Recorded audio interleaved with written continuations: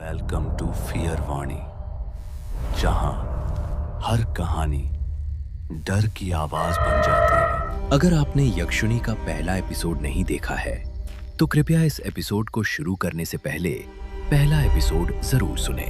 उस रात के बाद आरव ने पीपल के पेड़ के बारे में सोचना बंद कर दिया था, या उसे ऐसा लग रहा था। लेकिन कुछ चीजें ऐसी होती हैं जिन्हें न सोचो तो वे और पास आ जाती हैं। सुबह के 4:17 आरव अचानक नींद से उठा। कोई सपना नहीं था, कोई आवाज नहीं थी, बस एक अजीब सी खामोशी, इतनी गहरी कि उसे लगा जैसे उसके कमरे की दीवारें भी सांस लेना भूल गई हों। आरव उठकर बैठ गया। उसकी नजर सीधे अपनी कलाई पर गई। नीला निशान अब भी था, लेकिन अब वो ठंडा नहीं था। वो हल्का सा गर्म लग रहा था, जैसे त्वचा के नीचे कुछ जाग रहा हो। आरव ने उंगली से उसे छुआ। तुम फिर जाग गए। आरव घबरा कर खड़ा हो गया। कमरे में कोई नहीं था। दरवाजा बंद, खिड़की बंद। मां दूसरे कमरे में सो रही थी। आरव ने गहरी सांस ली। शायद वहम है, उसने खुद से कहा। लेकिन तभी उसकी नजर दीवार पर पड़ी। वहां आरव की परछाई दीवार पर बन रही थी। वो परछाई झुकी हुई थी, लेकिन आरव तो सीधा खड़ा था। आरव ने धीरे से पीछे मुड़ने की कोशिश की। उसी पल हवा रुक गई।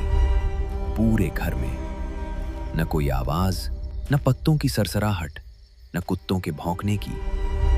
गांव जैसे किसी ने पॉज पर डाल दिया हो। आरव का गला सूख गया। मैं अकेला हूं, उसने खुद से कहा। लेकिन कमरे का तापमान धीरे धीरे गिरने लगा, इतना कि उसकी सांस हल्की सी दिखने लगी। अगर अकेले होते तो परछाई सीधी होती है। वही आवाज फिर गूंजी। आरव ने आंखें बंद कर ली। वो चीखना चाहता था, पर उसके होंठ हिले नहीं। तुम डर रहे हो? आवाज में हंसी नहीं थी, दया भी नहीं, बस तथ्य। कल नहीं डरे थे। आरव की आंखें खुल गईं। कमरे के एक कोने में अंधेरा बाकी कमरे से ज्यादा गहरा था। वहां से एक आकृति अलग हो रही थी। पूरी तरह नहीं, बस इतना कि समझ आ जाए वो अंधेरा सिर्फ अंधेरा नहीं था। तुम कौन हो? आरव ने कांपती आवाज में पूछा। अंधेरे से कोई जवाब नहीं आया। यह पहला सवाल था और पहला नियम तोड़ दिया। आरव का दिल जोर से धड़का। कौन सा नियम? नाम मत पूछो, पहचान मत मांगो। जो सामने आता है वो हमेशा सच नहीं होता। अंधेरा थोड़ा और फैल गया। अब उसमें लाल रंग की हल्की सी झलक थी, साड़ी का पल्लू। मैंने कहा था तुम अभी तैयार नहीं हो। आरव के दिमाग में एक ही सवाल घूम रहा था। अगर वो यहां है तो पीपल के नीचे कौन था? उसी दिन शाम को आरव को बुखार चढ़ गया। मां ने दवा दी, पड़ोसी ने झाड़ फूंक की बात कही, लेकिन बुखार दवा से नहीं कम हो रहा था। हर बार जब आरव आंख बंद करता, उसे वही पेड़ दिखता, पीपल। और हर बार पेड़ थोड़ा और पास होता। रात होते होते आरव को लगने लगा कि अगर वो आज नहीं गया तो पीपल खुद उसके पास आ जाएगा। रात के 11 बजे आरव घर से निकला। इस बार वो रोने नहीं आया था, वो जवाब लेने आया था। पीपल वैसा ही खड़ा था, लेकिन आसपास की जमीन सूखी नहीं थी।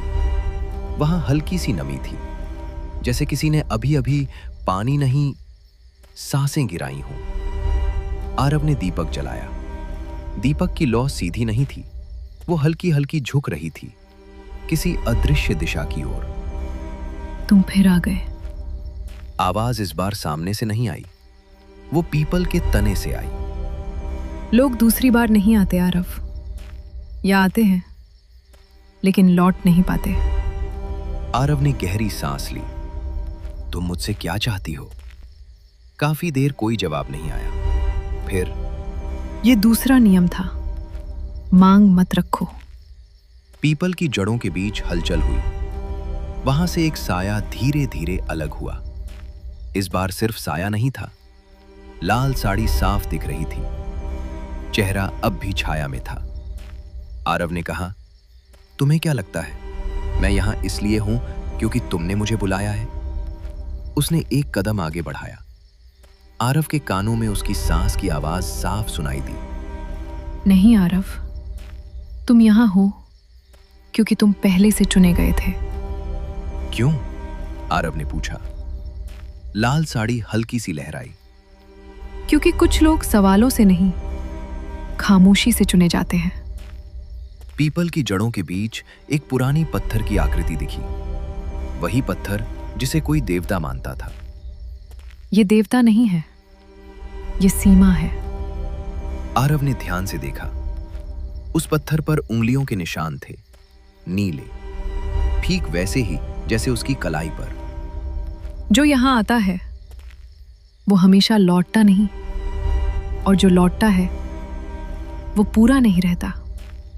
आरव की आंखों के सामने सब कुछ घूमने लगा। उसने आखिरी सवाल पूछा, अगर मैं नहीं आता तो? लाल साड़ी वाली आकृति अब बिल्कुल पास थी, इतनी पास कि आरव ने उसका चेहरा लगभग देख ही लिया। लेकिन तभी दीपक बुझ गया, अंधेरा छा गया, और उसी अंधेरे में एक आखिरी बात गूंजी। तो तुम कभी जानते ही नहीं कि तुम क्या बन सकते थे। अचानक हवा चली।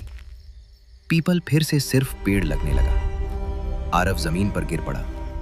जब वो होश में आया तो सूरज निकल चुका था।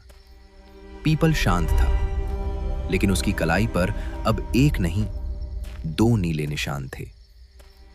अगर आपको ये कहानी अच्छी लगी हो तो हमें कमेंट करके जरूर बताएं, वीडियो को लाइक करें और चैनल को सब्सक्राइब करें ताकि ऐसी ही और कहानी आपके पास आती रहे। अगर आरव चुना गया था तो किसके द्वारा? और जो पहले यहां आए वे अब कहां हैं? इन सब सवालों का जवाब मिलेगा आपको आने वाले भाग में।